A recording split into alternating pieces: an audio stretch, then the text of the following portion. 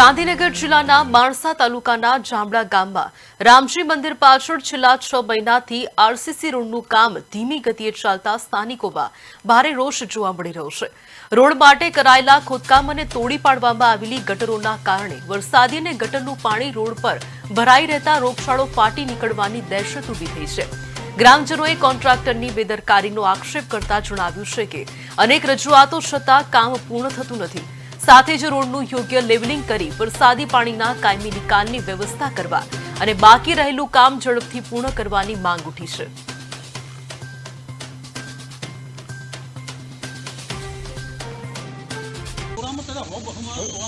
જામડા તેમજ પલ્લિયડ રોડ તેમજ જામડા ગામના જે અત્યારે એપ્રોચ રોડ બની રહ્યા છે તે રોડની સ્થિતિ એટલી ખરાબ છે કે ગામજનોને આ રોડ પરથી નીકળવું મુશ્કેલ બની રહ્યું છે। તેમજ પલ્લિયડથી જામડા જતો રોડ જે છેલ્લા 10 વર્ષથી બન્યો નથી અને આ રોડ બનાવવા માટે ગામજનો તેમજ ગામના અગ્રણીઓ દ્વારા પણ વારંવાર રજૂઆત કરવામાં આવી છે, છતાં પણ આ બાબતે કોઈ પગલાં ભરવામાં આવ્યા નથી। તેના કારણે આજે ગામજનોને તકલીફ પડી રહી છે અને ગામજનોનું એવું કહેવું છે કે આ વિસ્તારમાં જો પાણી ભરાઈ ગયું છે અને તે ખાડા પડી રહ્યા છે તે સત્વરે નિકાલ નહીં કરવામાં આવે તો અહીંયા રોગચાળો ફાટી નીકળશે। તેમજ જે ગટરની કુંડીઓ છે તે પણ તૂટી ગઈ છે અને તેના કારણે પાણી પાછું વરસાદનું તેમના ઘરો સુધી આવે છે।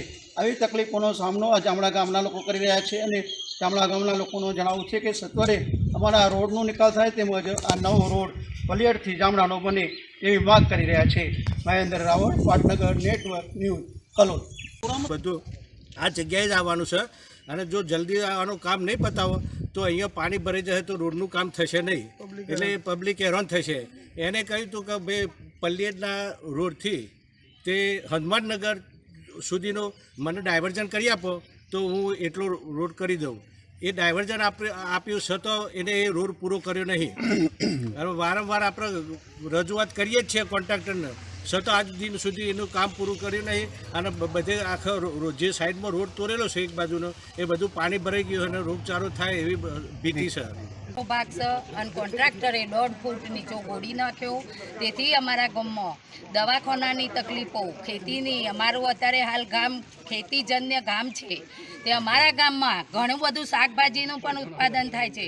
આજે ખેડૂતોને ઘણી મુશ્કેલ છે અને અમે ડીડીઓ સાહેબને બધા અપીલ કરીને અમે થાક્યા છીએ। અમારી આ અપીલ દરેક જગ્યાએ અમે કરીને આજે અમારા રોડની હાલત આ તમે જુઓ અને અમારા ગામનું કોક કાર્યવાહી કરો।